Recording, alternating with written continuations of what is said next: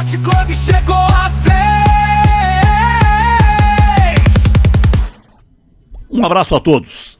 A Copa do Brasil, que é a mais democrática das competições do futebol brasileiro, está em andamento. Chegou à sua quinta fase, com presença de equipes paranaenses. Jogos na terça-feira, na quarta-feira e jogos programados para esta quinta-feira. Vamos ao panorama desta Copa do Brasil, Eduardo Vieira. Grande abraço, Zé, um abraço aos amigos, uma boa semana. Olha, Copa do Brasil, nós começamos na terça-feira com Botafogo vencendo a Chapecoense 1-0, o Grêmio venceu o Confiança de Sergipe por 2-0, o Paysandu perdeu lá em Belém do Pará para o Vasco 2-0, o Barra, jogando em Santa Catarina, perdeu para o Corinthians 1-0, o São Paulo venceu o Juventude 1-0, o Santos ontem empatou com o Curitiba 0-0, o Fortaleza empatou com o Fortaleza venceu o CRB 2-1, o Goiás empatou com o Cruzeiro 2-2, Flamengo, com a ajuda do Daronco, venceu o Vitória 2-1, o Bahia perdeu para o Remo em Salvador 3-1, o Bragantino empatou com o Mirassol 1-1, o Atlético Mineiro, aliás, o Atletique, jogando em Florianópolis, é mineiro, é que é Atletique, não é o Atlético time Mineiro. Do Alex. É o time do Alex,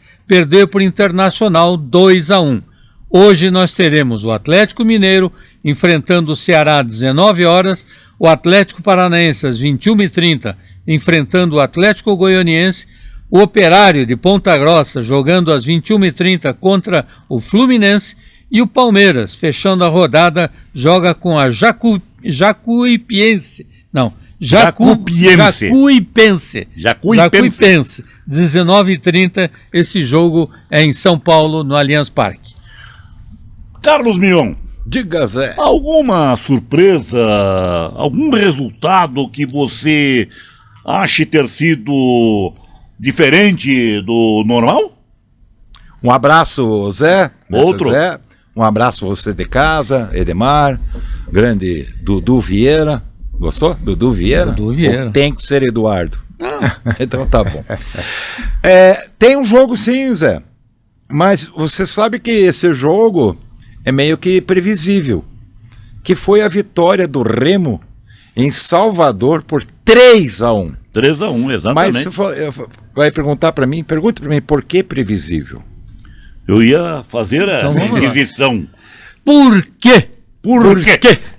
Porque o Rogério Ceni deve ter trauma com o técnico Léo Condé. Quando o Léo Condé estava no Vitória, ele foi campeão baiano em cima do Bahia. Quando ele treinou o Ceará, ele venceu os jogos contra Fortaleza. pelo Ceará em cima do Bahia, vencendo agora na Série A e da Fortaleza também. E agora, o Remo jogando lá em Salvador. Enfiou 3 em cima. A torcida do Vitória deve estar vibrando, porque o Léo Condé continua com a camisa do rubro-negro, o Leão Axé. Está aí a Copa do Brasil, meu caro Edemar Anuzek, que tantas Copas do Brasil já transmitiu jogos por este Brasil afora. Esta rodada é a quinta etapa da competição. Você acha que foram resultados normais? Tem algum time que está despontando assim que poderá chegar ao galardão? Um abraço a todos. Olha, só espero que a Jacuipense não surpreenda o Palmeiras hoje, né? Esse resultado do Bahia me surpreendeu, 3-1, jogando dentro de Salvador, na Fonte Nova. Agora, de resultados assim normais, eu diria praticamente resultados dentro do que se poderia esperar.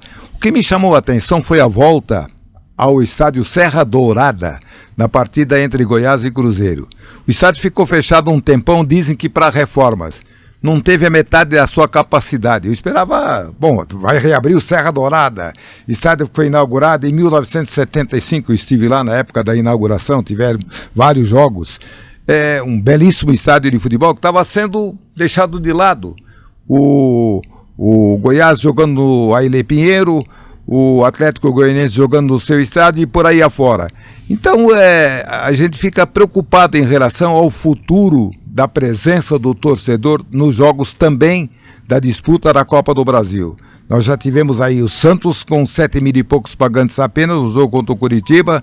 Nós tivemos outros jogos com público aquém da expectativa. Quanto aos jogos, me parece que resultados dentro daquilo que a gente podia prever. Você falou deste jogo de Goiás lá no Serra Dourada. Eu assisti parte deste jogo, houve bons momentos nessa partida. Houve, viu? sim.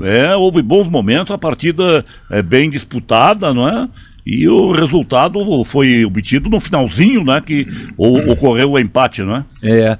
Agora, detalhe, Zé, já que estamos falando de Copa do Brasil, parabenizar o Operário de Ponta Grossa, que joga hoje com o Fluminense.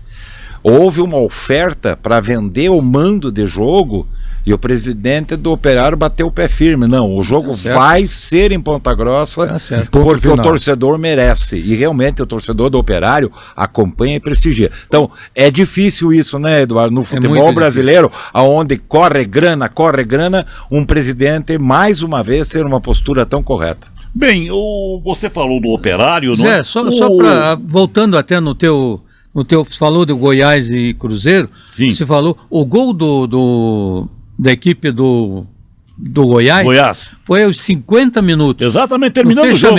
E foi um golaço. Um golaço exatamente isso, do jogador Isli Garcia. Ele tinha entrado minutos antes, pequenininho, mas que golaço fez esse rapaz. Eu acho que foi longe o gol mais bonito desta rodada da Copa do Brasil, não é? Sem dúvida. Um golaço.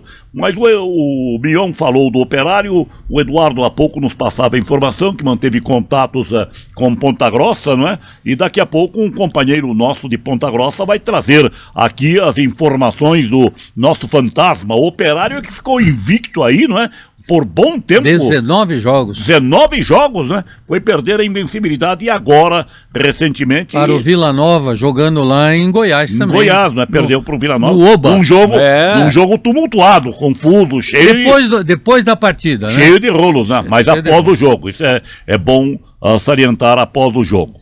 E em relação ao campeonato, à Copa do Brasil, nós tivemos o jogo do Flamengo e Vitória ontem à noite, que olha, eu fazia tempo que eu não via uma arbitragem tão danosa quanto foi a arbitragem do Anderson Daronco. Eu acompanhei este jogo e concordo plenamente. E você que é um especialista em arbitragem, poderia ser usado esse termo popular, o Daronco operou o Vitória?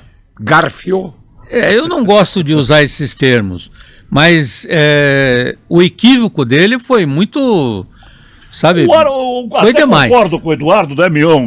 Fez um curativo. Ele foi árbitro, ele tem que resguardar essa condição de respeito aos seus colegas, ex-colegas. A gente falar falar em roubo, né? É um termo popular que se usa quando alguém sente-se prejudicado, mas eu acho muito forte, né? Mas que foi um atentado ou não? Hã? Foi um atentado? Olha, eu acho que foi, sabe? Foi dá para dizer, para não falar em roubo, foi um atentado.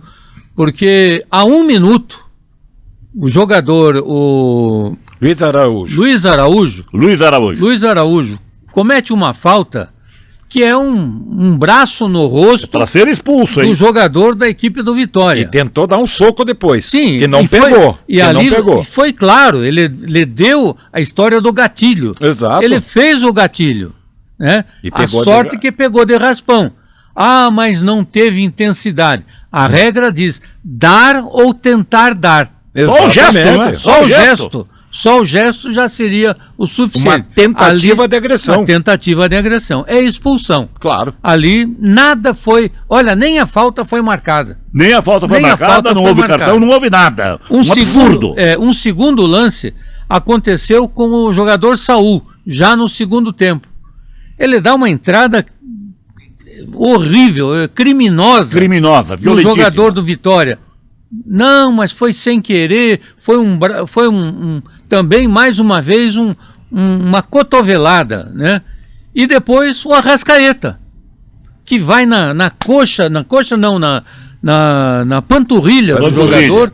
Quer dizer, foi sem querer. Sem querer também é falta. Também é falta. Claro. Sem querer também tem que ser marcada a falta. Será que também fosse com um jogador do Vitória que fizesse esse tipo de infração? Que fizeram os rubro-negros cariocas, o que aconteceria com os jogadores? Então, sabe, é lamentável. É lamentável. Eu não gosto de usar o C porque não aconteceu. Claro. Mas, lamentavelmente, a voz popular você tem que dizer. E se fosse ao contrário? Isso realmente influenciou no resultado do jogo. Imagine, com 1 minuto, você poderia ter uma expulsão, o time adversário jogar com 10? Nós tivemos exemplo... E foi bem o Vitória, jogou bem. O jogo foi bom. Nós tivemos exemplo agora, recentemente, com o Atlético e Palmeiras. Sim. O Palmeiras perdeu o seu zagueiro e o Atlético tomou posse do jogo e por pouco não conseguiu o empate. Se fosse mais... No comecinho do segundo tempo. Mais macho, como se diz, o Atlético teria vencido o jogo. O Atlético ficou muito retrancado, especialmente no primeiro tempo, né? Diga, Ademar. Eu não sei, o Eduardo é especialista nisso, mas como observador, eu não sei se é interesse direto da comissão de arbitragem da CBF? Não, da comissão de arbitragem eu não acredito. Mas outros interesses pela repetição do Daronco, do William, aquele Sampaio, em determinados jogos do Palmeiras, do Corinthians, do Flamengo. São sempre os mesmos. Mas é assim, Edemar, eu posso talvez explicar. Quem são os árbitros que estão fora do eixo Rio-São Paulo? Nós estamos falando de 2 times, Flamengo, Corinthians, Palmeiras, que são os principais times hoje do futebol brasileiro, né? Então, você tem que pôr árbitros que não estão sediados nessas cidades. Quem são os melhores árbitros? Estão, teoricamente. Você não pode pôr o Klaus num jogo do Corinthians, né? Quando é contra um outro time de outro estado.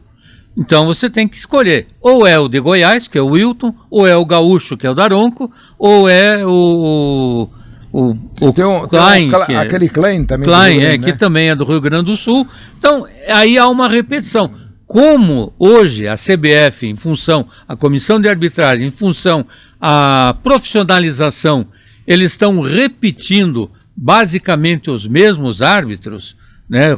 Toda a rodada há uma repetição. Não há revezamento. Não, é um revezamento, mas são poucos. Não entra como entravam antigamente. Certo. Né? Então, veja, nós temos 16 jogos e você vê que, mesmo assim, nós não tivemos muita gente nova apitando. Esse do Espírito Santo que apitou o jogo do Goiás e Cruzeiro... outro que está apitando o jogo também o Davi Lacerda. É outro que está apitando jogos do Corinthians, do Flamengo. Por quê? Porque é um árbitro que está surgindo, né, com boa qualidade, e ele acaba sendo escalado nesse jogo. E o árbitro que vai para a Copa, o Abate, está fora aí ultimamente, né? O Abate ele tem que se recuperar, né? Porque cada jogo que ele faz sempre tem problemas. Né? Teve problemas nas últimas partidas dele, todos os jogos ele teve problemas. Mas entrando nesta seara ainda, será que a arbitragem também, amigos, ela não está sendo influenciada nesta má qualidade pela má qualidade dos jogos também? Não tenha dúvida, com certeza. Eu acho que o árbitro sente claramente. Eu vou dar um exemplo, falar do caso do Curitiba, que o Seabra viu que o Curitiba teve um monte de oportunidade. Eu vi 2 só. Ele assistiu outro jogo do banco, talvez. São 32 faltas entre Santos e Curitiba. 32 faltas. Quanto tempo de jogo? A FIFA pede que seja em torno de 60 minutos, correto, professor? Certo. 60 minutos. Eu duvido que tenha 40 minutos, porque 32 faltas e acontece o seguinte, o jogador cai, aí faz rodinha no árbitro, aí o cara põe a mão no rosto, aí jogam aquela... Nesse ponto, foi bom você tocar, o Lucas Ronier está sendo um jogador... Olha, tem futebol, está sendo elogiado. Mas de novo. Mas está exagerando. Muito marrento, exagerando. Exagerando, sabe, estragando o futebol dele. Contra o Santos puseram o braço aqui na região do pé, põe na mão do rosto e se jogador joga no cri-cri. Jogador cri-cri. Jogador cri-cri. Então, sabe, eu acho que é isso, nós já falamos sobre isso. Eu acho que a arbitragem está sendo muito condescendente. Eu não sei até que ponto a comissão de arbitragem, aí eu vou na comissão de arbitragem, porque é ela que dá as diretrizes aos árbitros. A comissão de arbitragem está permitindo que os árbitros sejam tão coniventes. Mas, Edu, será que se for rigoroso demais não acaba o jogo? Não. Mas eu acho. Mas alguém porque tem tá que pagar. Absurdo. Tá um absurdo. Sim, mas o que nós vamos, o que é preferível? Nós mantermos esse padrão que nós estamos tendo hoje, que isso denigre o futebol, não é para falar essa palavra, que isso atrapalha o futebol brasileiro, né? Que ela não leva o futebol brasileiro a nada, ou você dá um chacoalhão, um impacto, de repente uma equipe perder 2, vai sobrar para o pequeno, é provável. É provável, né? Mas alguém tem que pagar esse pato. Eu acho que por melhor que um árbitro seja, Edu, você foi árbitro.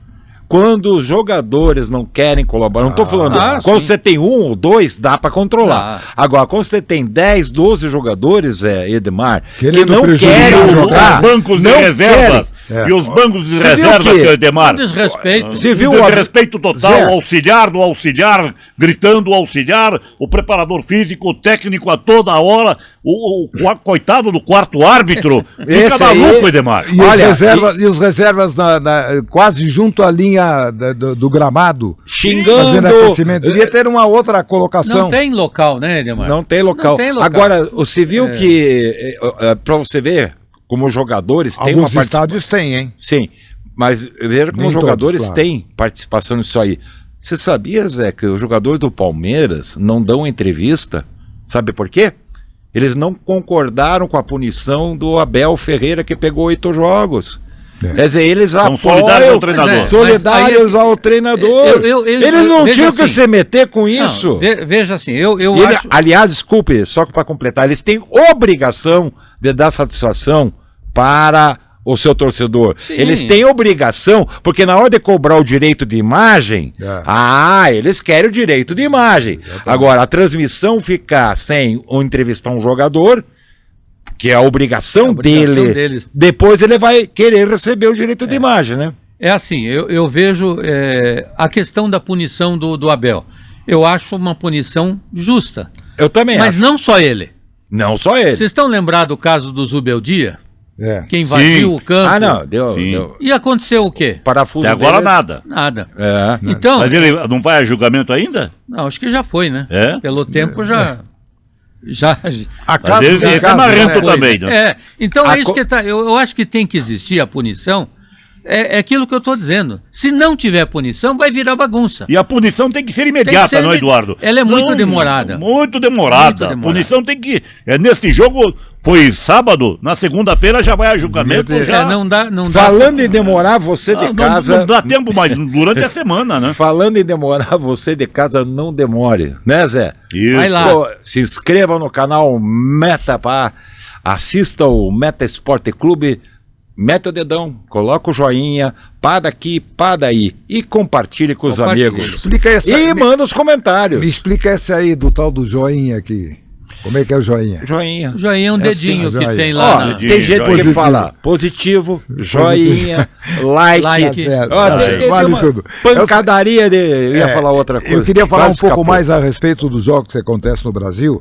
Saiu um levantamento feito pela FIFA, e parece que você tem números mais precisos, que o futebol do Brasil, o Campeonato Brasileiro é o que tem menos bola em jogo. Mas isso não tem a dúvida.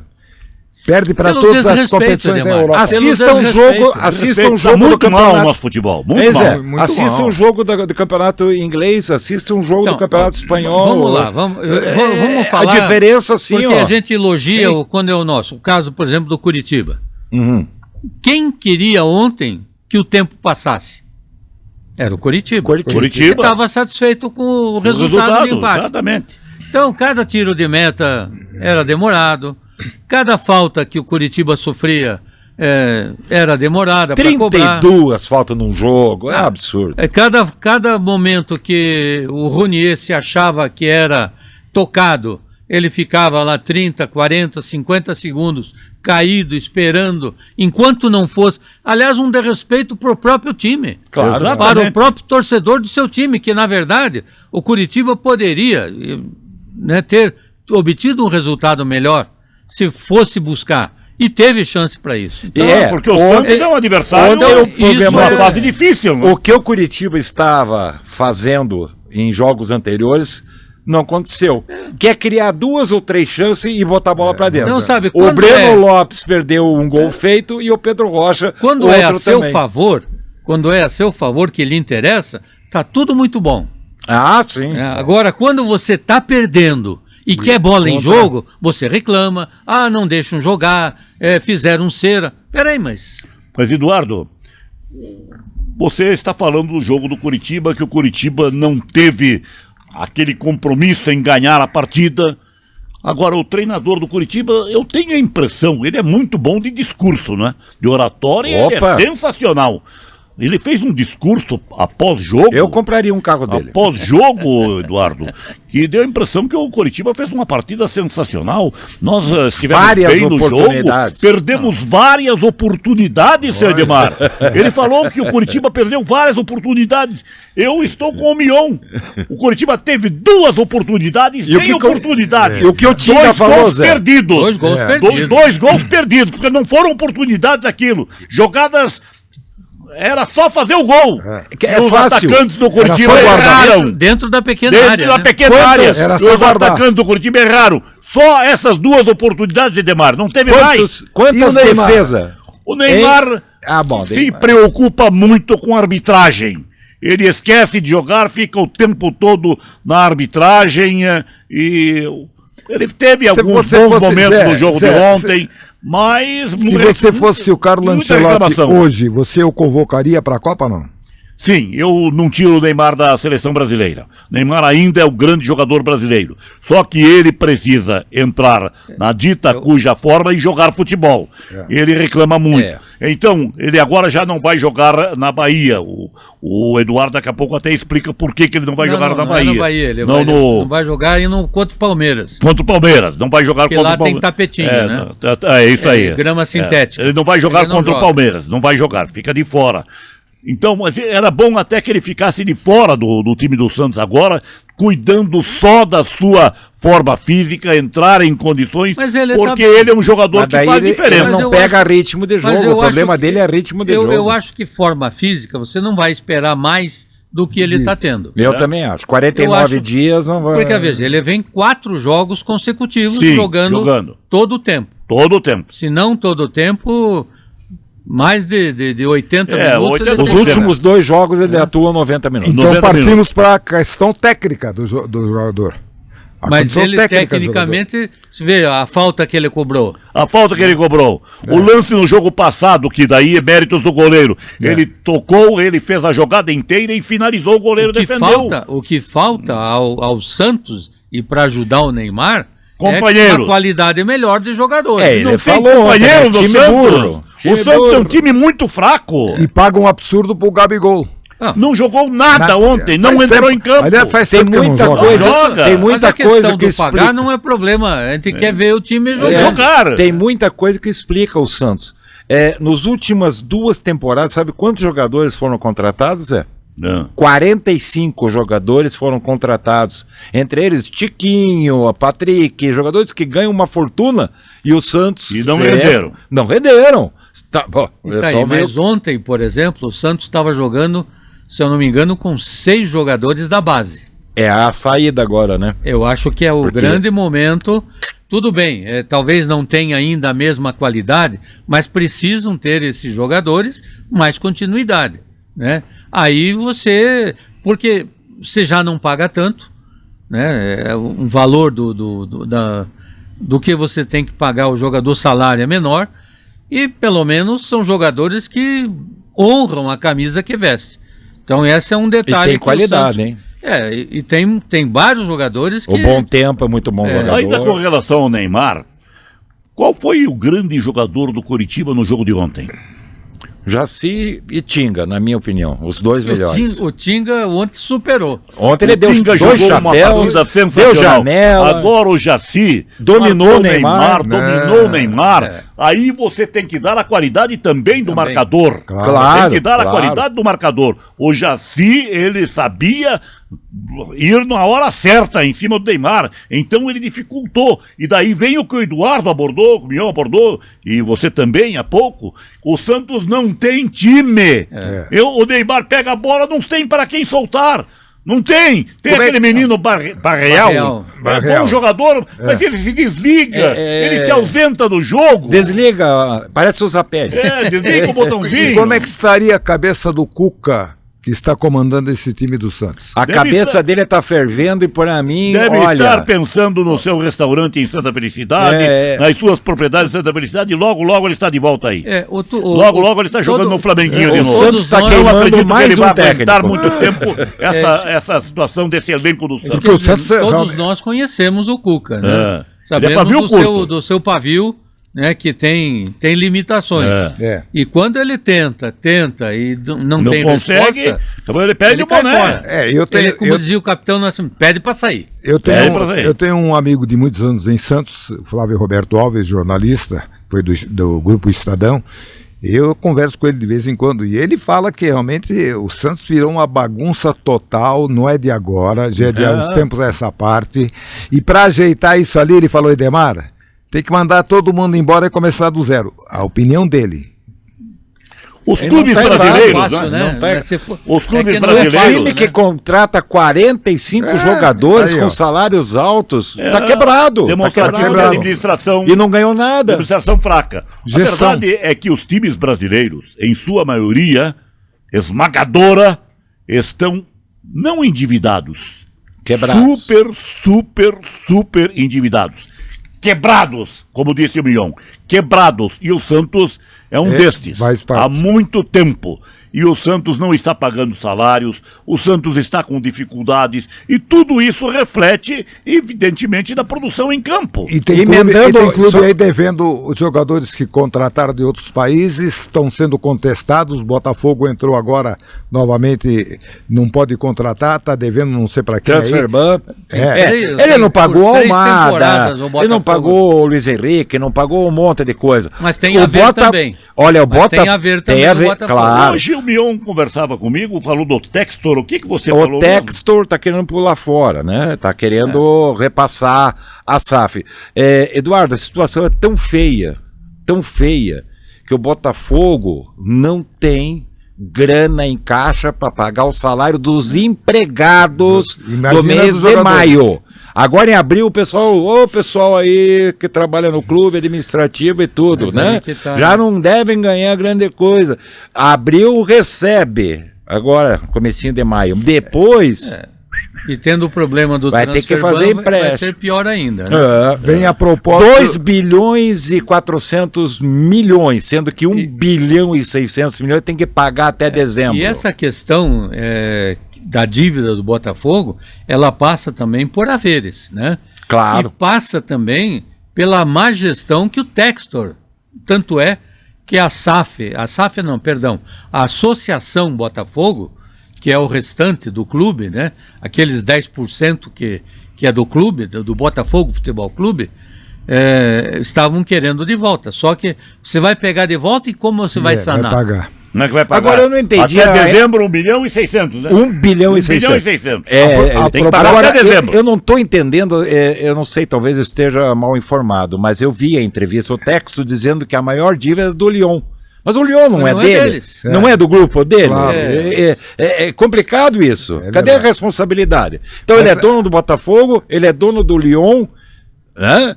E o Lyon está devendo para o Botafogo. E como é que fica isso aí? Aí entra aquela questão que nós já falamos várias vezes aqui, da gestão dos clubes. Péssimas gestões. Na maioria dos clubes. Lá outro. Eu acho que não enche uma mão, 5 dedos de uma mão, a gestão que se possa ser elogiada, né? Que possa ser elogiada, né, Edu? Eu vejo a maioria dos clubes. Quem é que você pode elogiar aí que a gestão está bem feita? Atlético Flamengo, Paranaense, Palmeiras, Atlético, Curitiba é equilibrado. Flamengo, Palmeiras. O Atlético está bem, mas deu prejuízo aí o ano de 2025. Prejuízo, mas tem as finanças equilibradas. Você falou de 4, eu falei de 5. Tem acumulado. É complicado. E o Atlético hoje, hein? Não, mas tem o Curitiba. Desculpa. Exatamente. Vamos abordar o Curitiba. Demos uns toques do Curitiba, mas ainda o jogo do Curitiba merece mais profundidade nas nossas... Aliás, tem mais 2 jogos fora agora, né? Considerações aqui, não é? Aliás, tem mais 2 jogos fora agora, né?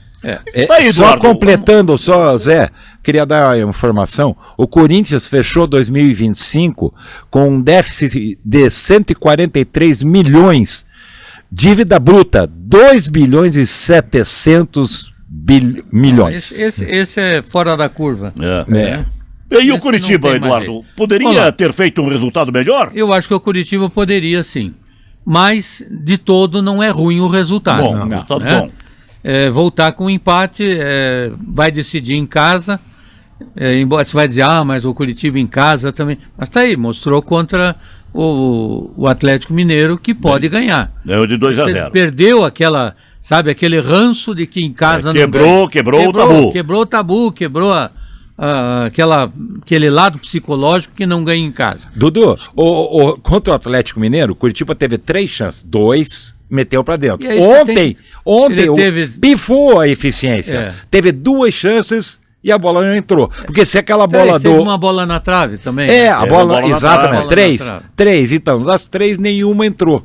Foi essa a diferença. Mas a diferença que eu vejo que hoje o Curitiba cria.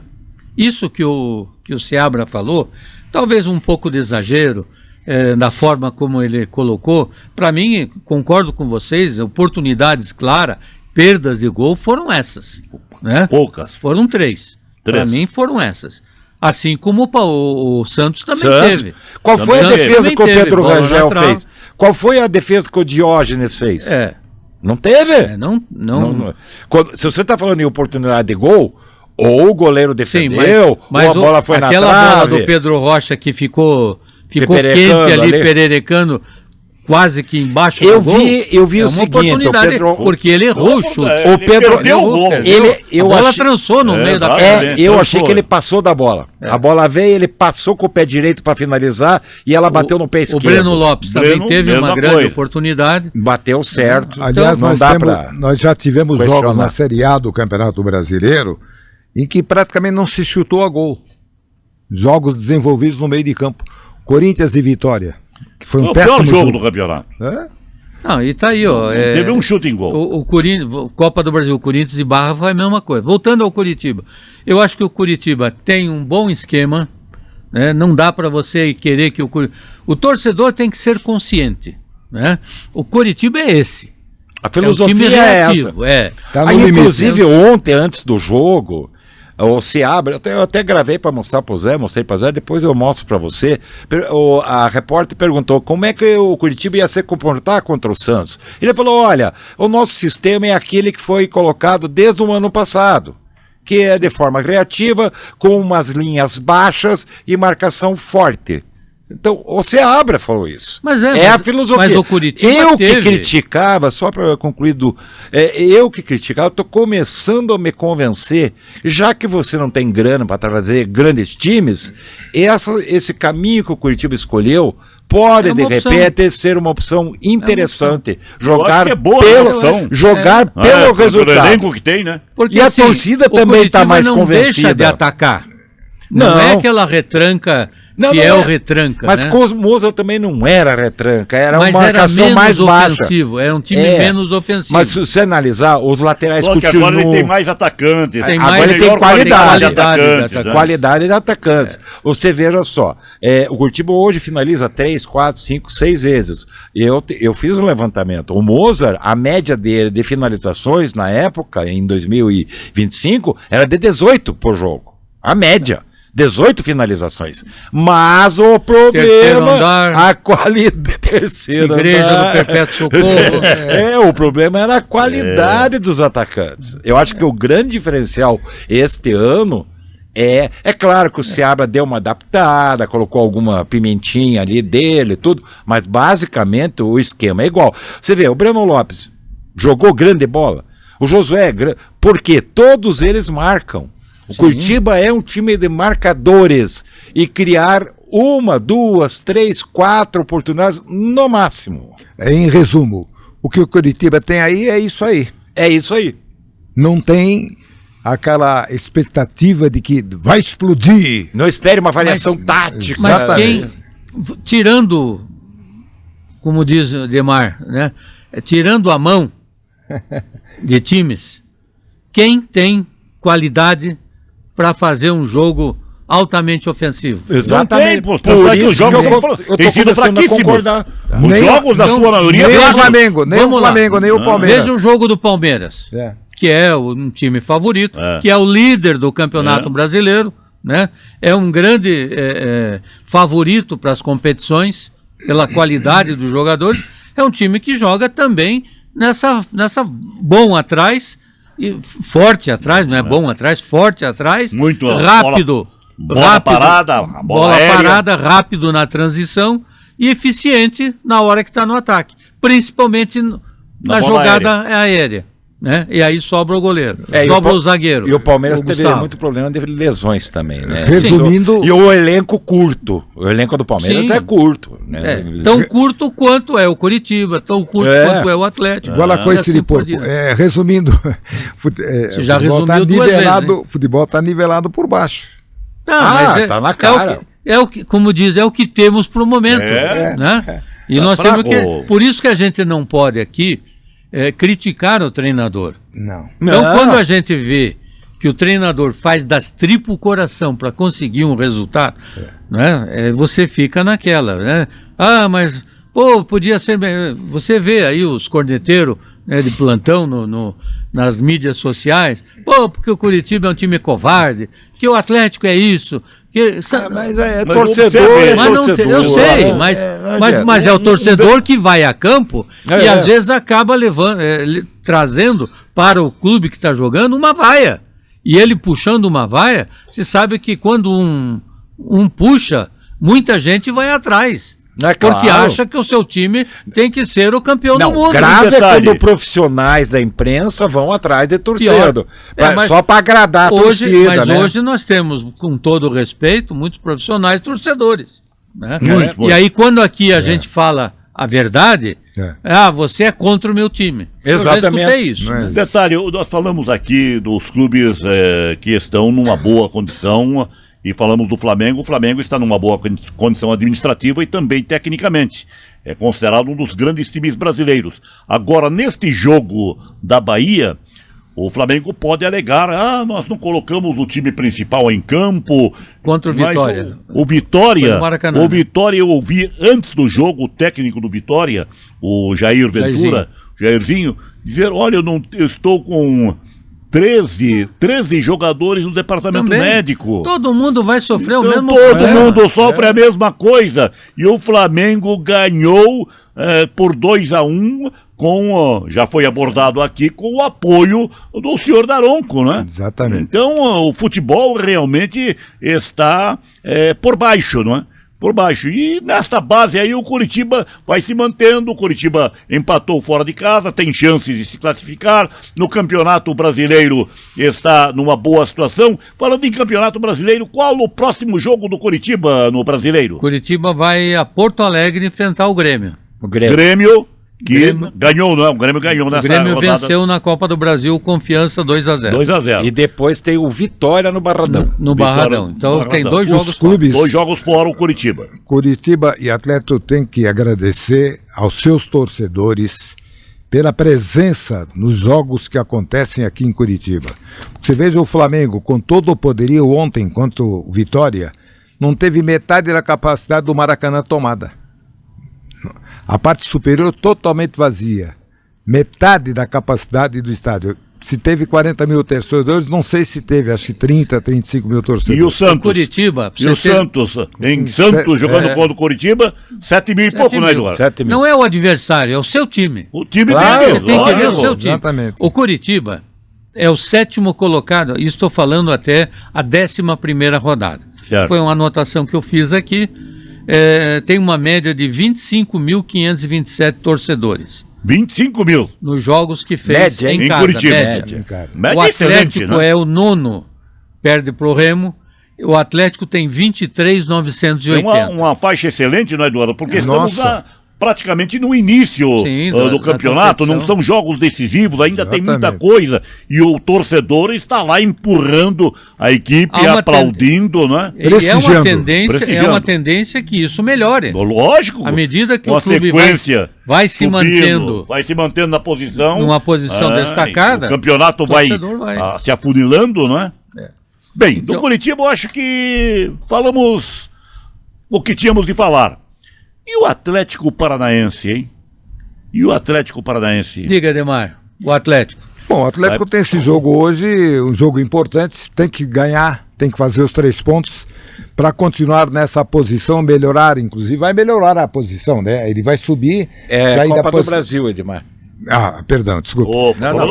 Estou confundindo. Não, o Atlético Paranaense está bem no Campeonato Brasileiro.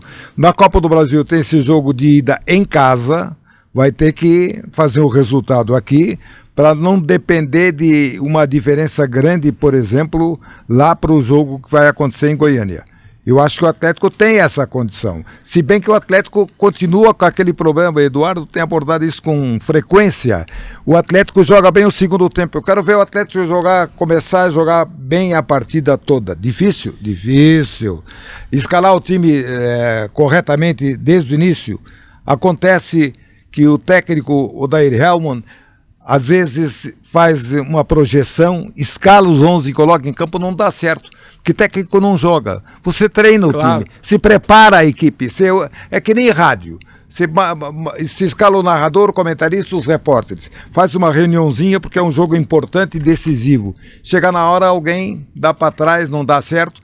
Acontece no futebol. O jogador às vezes está numa noite com pouca inspiração, não dá certo aquilo que no treino deu certo, porque treino é treino, jogo é jogo. Eu espero que o Atlético hoje faça um grande resultado e não venha depender exatamente de buscar resultados com muitos gols na partida e de volta. Eu arrisco, Eduardo e Bion, a dizer que o Atlético Paranaense é favorito, muito favorito. O Atlético ganha o jogo hoje. O Atlético ganha o jogo hoje, mas vai ser o Paranaense. É muito favorito, eu acho. Não, favorito é. Teórica, não dá para você dizer diferente. Não dá para comparar, né? Vamos comparar então, fazer uma pequena comparação. O Atlético na Série A, o adversário na Série B. O Atlético começa por aí. O Atlético é o sexto colocado na Série A. O Atlético Goianiense é o 17º colocado, está na zona do rebaixamento da Série B. Eu coloco muito favorito. Então, dentro das perspectivas teóricas, existe uma diferença grande que dá um favoritismo para o Atlético. Por isso que o Odair escalou o time titular, para liquidar a fatura. Vai para liquidar. Vai para liquidar. Agora, nós não podemos esquecer, nós acabamos de falar aqui os resultados. Você não viu nenhum resultado extravagante. Nada. E o mais extravagante foi a vitória do Remo. Foi 3-1. 3-1 lá em Salvador não é que é na casa do adversário. E pro Bahia que está em 5º lugar no Campeonato Brasileiro. Então, por exemplo, o Atlético Goianiense, a motivação que o técnico Eduardo Souza, se não me engano, está dando aos seus jogadores, é que o ano passado o Atlético Goianiense venceu as duas. Uma aqui na Arena, que pôs o Atlético na roda. Né? Lembro disso. Que foi uma vergonha para o Atlético Paranaense, que deu a modificação toda na série, na caminhada do Atlético Paranaense. Exato. Né? Mas era outro time, né? Sim, era outro time, era outro treinador. Era aquela barba lá, mas para ele, Abrão. É aquela história que você usa a estatística. Ela serve para essa hora. É claro. Só que... motivação, né?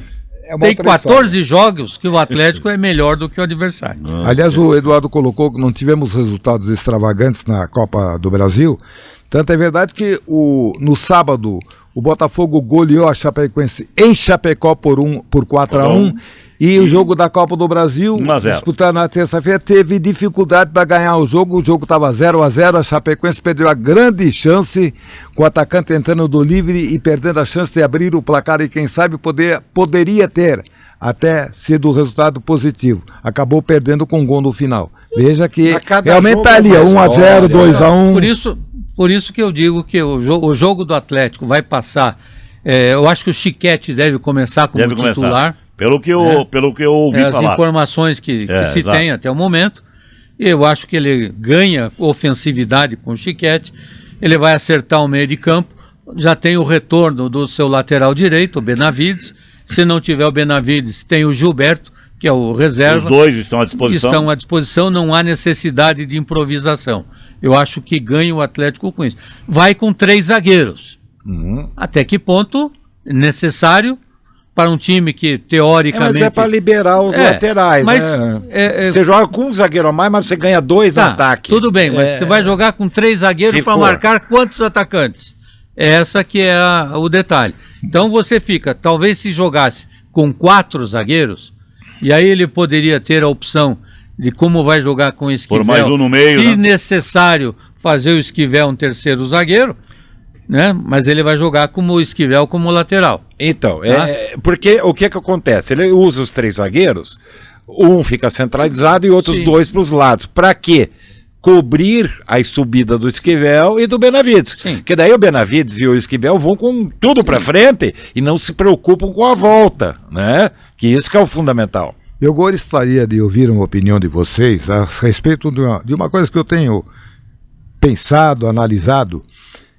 Vocês não acham que, talvez por questão de cartões, talvez por questão de contusões, se mexe demais na escalação das equipes, não se mantém uma mesma equipe 2, 3 partidas? Seria só por causa das contusões, seria só por causa das suspensões ou pela maneira como o futebol mudou?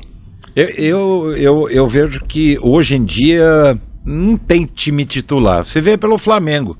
Uma hora joga Pulgar, Jorginho e Saul, outra hora joga De La Cruz. Você acha correto isso Arrascaeta. Ou não? Se você tem qualidade, sim. Eu vejo que 18 a 19 jogadores são titulares hoje. Não adianta em todos os times.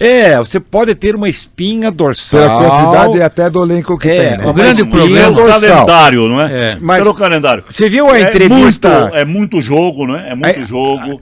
Então há também a necessidade de fazer essa movimentação do elenco. E questão tática também, Zé. O Leonardo Jardim, melhor dizendo, o Léo é o goleiro. O Leonardo Jardim, ele falou, perguntaram, o Pedro agora é titular. Ele disse, não, vai ter jogo que eu preciso de intensidade, o Pedro não vai jogar, eu vou jogar com o Bruno Henrique. Então, a variação tática também pesa. Se você precisa de um jogo cadenciado, você entra com o Saul, você entra com o Jorginho. Se você quer um jogo mais dinâmico, entra com o Everton Araújo. Então, tem essa parte tática também, que o treinador tem liberdade de trabalhar porque tem qualidade. Eu tenho uma opinião o seguinte, pensando no passado, eu concordo com o Edemar, por que não manter o mesmo time?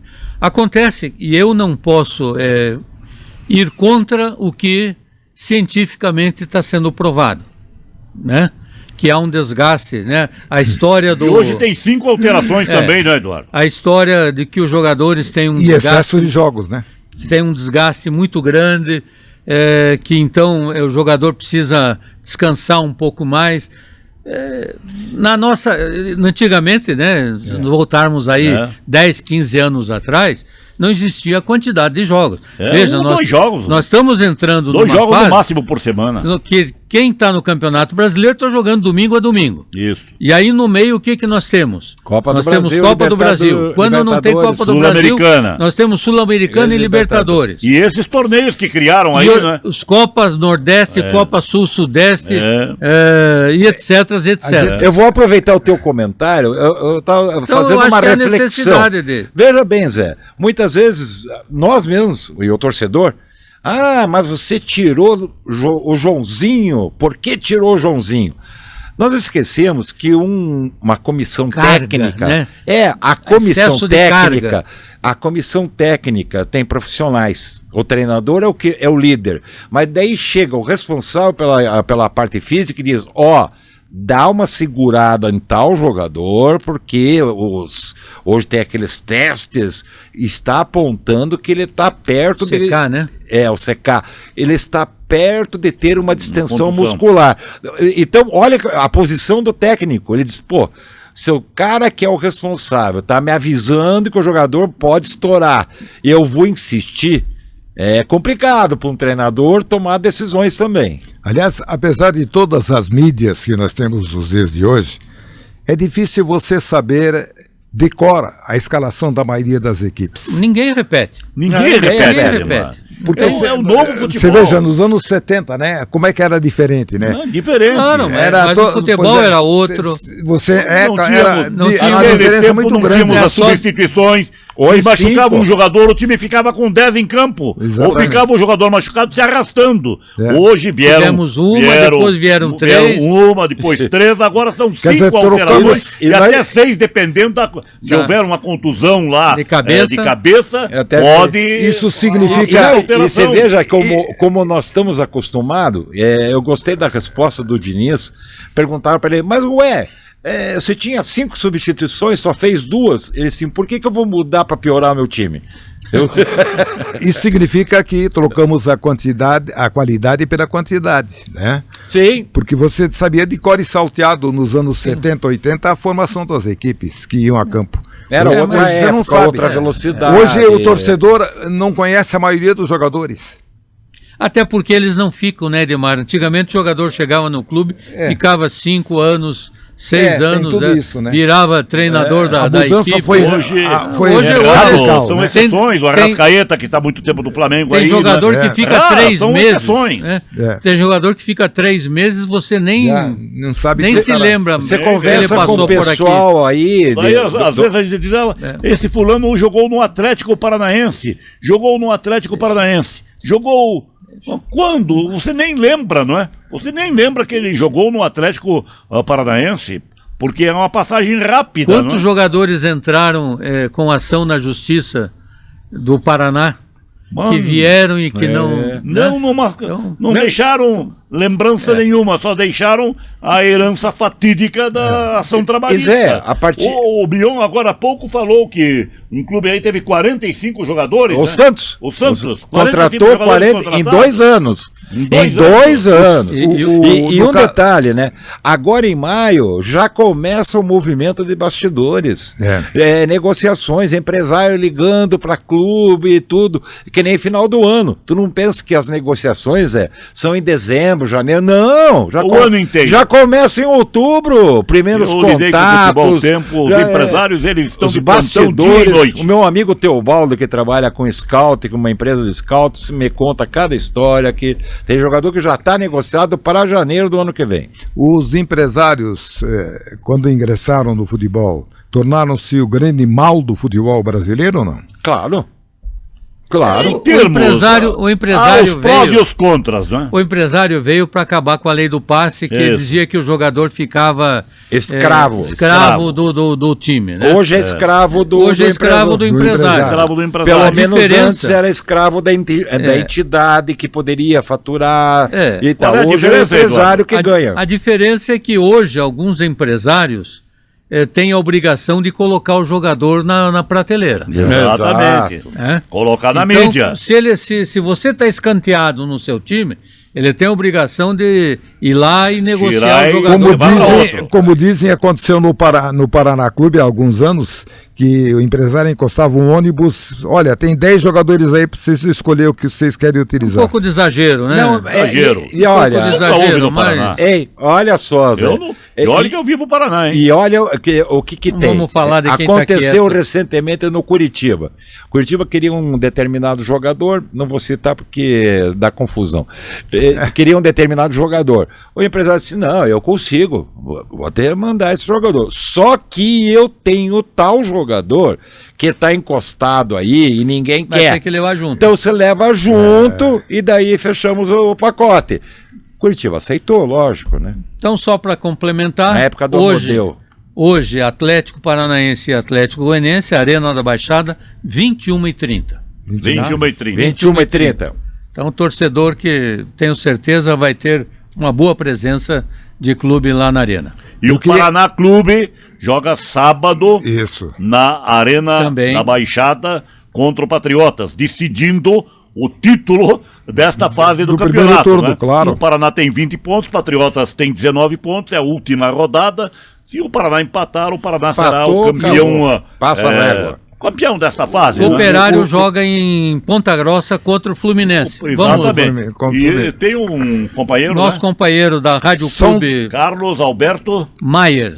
Carlos Alberto Maier. Vamos ouvir o Carlos. Vamos ouvir o Carlos Alberto Maier dando esse toquinho do nosso fantasma. Alô, meus amigos do podcast Meta Esporte Clube, né? Um grande abraço aí para os nossos colegas da capital, o Capitão Hidalgo, Zé Domingos, Carlos Mion, Ademar Anussec e também o meu preclaro amigo e irmão Eduardo Vieira. Um grande abraço para vocês aí. Bom, o motivo da minha participação hoje é para falar do Operário Ferroviário, né? Como um bom pontagrossense que sou. O Operário Ferroviário joga hoje diante do Fluminense às 21h30 no estádio Germano Krieger, pela 5ª fase da Copa do Brasil. O Operário entrou na 2ª fase na competição e já superou o Betim de Minas Gerais, o Capital do Distrito Federal e também o Londrina aqui do Paraná. Já o Fluminense entra nesta fase do campeonato. O clube que conseguir a classificação vai garantir aí a bagatela de R$2 milhões aos seus cofres. É uma bela quantia, né? Não dá para desprezar. O Operário aparece na 7ª colocação do Campeonato Brasileiro da Série B. O clube vem de derrota fora de casa para o Vila Nova de Goiás, aliás, uma derrota depois de uma fase brilhante aí de vários jogos aí sem perder, estava com uma invencibilidade, mas essa invencibilidade, lamentavelmente, acabou sendo suplantada aí pelo Vila Nova. Antes disso, o Operário construiu aí uma sequência de 19 jogos sem perder. Já o Fluminense chega confiante após quebrar uma sequência negativa no Brasileirão. No último domingo, venceu o Santos por 3-2 na Vila Belmiro, resultado aí que colocou o time carioca na 3ª colocação da Série A. Há uma grande expectativa para esse jogo aqui em Ponta Grossa. O estádio está sendo totalmente preparado para receber o Fluminense e a cidade também está em festa, porque aqui também tem muitos torcedores do Fluminense e aí o coração do pontagrossense fica dividido. Mas vamos aguardar aí que a partida seja muito boa, né? E que oxalá o Operário possa vencer o Fluminense, apesar de que a gente sabe que não será uma empreitada tão fácil assim, né? O Fluminense é um dos grandes times desse país e vem aí com toda a sua força aí para tentar suplantar o Operário Ferroviário, né? De olho nessa premiação aí que é muito boa. Grande abraço para vocês, meus amigos. Estou sempre à disposição aqui na Rádio Clube Pontagrossense, FM 94.1 MHz. Deus abençoe a todos. Meu grande abraço ao meu irmão Carlos Alberto Maier pela informação. Te agradeço pelo prazer e te agradeço pelo trabalho de ter gravado esse vídeo para nós. Valeu, Carlos. Obrigado aí pela participação, pelas informações do nosso glorioso fantasma de Vila das Oficinas. E este Operário, Eduardo, será que pode fazer uma graça contra o Fluminense? Por que não? Por que não? Por que não? O Fluminense eu acho que não vem completo, com o time titular. O Fluminense tem preocupação com a Copa, não só com a Copa do Brasil, mas tem com o Campeonato Brasileiro, que é o 3º colocado, mas tem jogo já na terça-feira na Libertadores. Então ele está preocupado também com isso e pode ter alguns jogadores. Mas é um bom time. Mesmo assim é um bom time que vai fazer frente. E o estádio lotado não tem mais lugares, ingressos à venda em Ponta Grossa. Aliás, mais de 10 mil torcedores. Aliás, a questão do estádio é um assunto que eu estava conversando com o Osiris lá outro dia. Falei, Osiris, e se o Operário Ferroviário subir para a Série A para o ano que vem do Campeonato Brasileiro? Como é que vai ser? Vão ampliar o Germano Krieger? Ele falou que não tem muito espaço para ampliar no Germano Krieger. Tem aquela arquibancada grande que poderia ser elevada, poderia ser ampliada, mas talvez não atinja a obrigação para as grandes competições. É 20 mil. 20 mil. O dobro. Aí você pergunta, essa região dos Campos Gerais, Eduardo, você conhece bem a região de Guarapuava, os Campos Gerais têm, qual é a população? 2 milhões de habitantes? Não. É por aí, 1,5 milhão. Por que 1,5 milhão a 2 milhões. Por que já não os empresários, aqueles que estão ligados à cidade, que querem ver a cidade também em competições importantes, não iniciam uma campanha para construir um estádio municipal com capacidade de 25, 30 mil torcedores, que cabe? Porque num jogo desse como hoje contra o Fluminense, por exemplo, o que acontece? Se tivesse mais lugares, claro, seria um jogo para 20, 25 mil pessoas, né? Mesmo sendo à noite, quinta-feira à noite. O Operário tem um projeto de ampliação que daria exatamente no máximo 20 mil lugares. 20 mil. Ele tem espaço, a continuidade daquela arquibancada que ela é praticamente da metade para a linha de fundo, ela poderia ser estendida a outra metade, e ele tem a curva dos fundos, que vamos assim dizer. Lado direito porque na frente das arquibancadas muito próximo do muro. Então não teria, você fazia um investimento ali, mas não tem. E talvez alguma coisa no gol de entrada.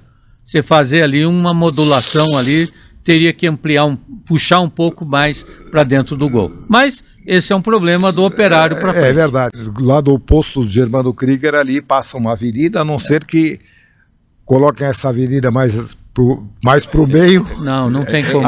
Aí tira como já aconteceu em outros estádios, né? Só tem um jeito, né? A arquibancada subir por cima da avenida, fazer uma avenida com túnel. O efeito dominó. Já existe, como o Eduardo frisou bem, já existe o projeto de capacidade para 20 mil. Eu acho que e está na hora, né, mais do que isso. Está na hora de ampliar e ajudar o clube, né? Exatamente. O Operário, afinal de contas, tem feito história, títulos estaduais, boas participações a nível nacional, não é? E é assim, se tem que pensar, teria que pensar a partir de já. Você não faz uma ampliação desse tamanho em 3 meses. Dia desses eu ouvi uma entrevista do presidente do Operário. O Álvaro Góes. Ele está pontuado nisso, sabe? Ele acha que tem que começar urgentemente a trabalhar para ampliar o estádio. Eu acho que logo o Operário vai já começar a investir na transformação do estádio Germano Krieger. Lota a arena para a partida de sábado do Paraná contra o Patriotas, não? Lotar, não acredito, mas haverá um público muito grande. Haverá um público muito grande. Eu acredito em torno de 30 mil. Exatamente. Qual foi o Eduardo. 30 mil. Para 30 mil pessoas. Então faz a questão aquele jogo de abertura. Quase. A 40 mil. É 40 mil. 41 mas mil. eu acho que uns 30 mil, mesmo com o Paraná já classificado, o Patriota já classificado, o torcedor vai lá para estimular a equipe, não é? Porque o Paraná quer ser campeão. Agora, falando em Paraná, eu quero dar mais um detalhe aqui. Falar 40 mil.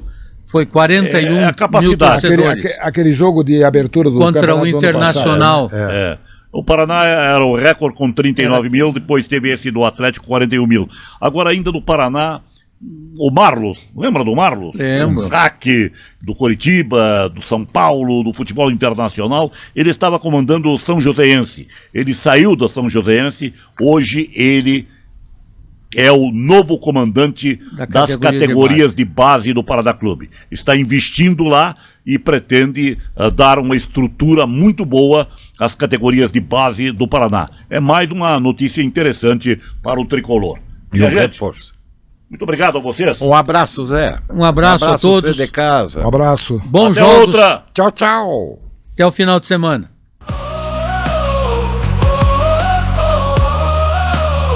Net Esporte Clube chegou a festa.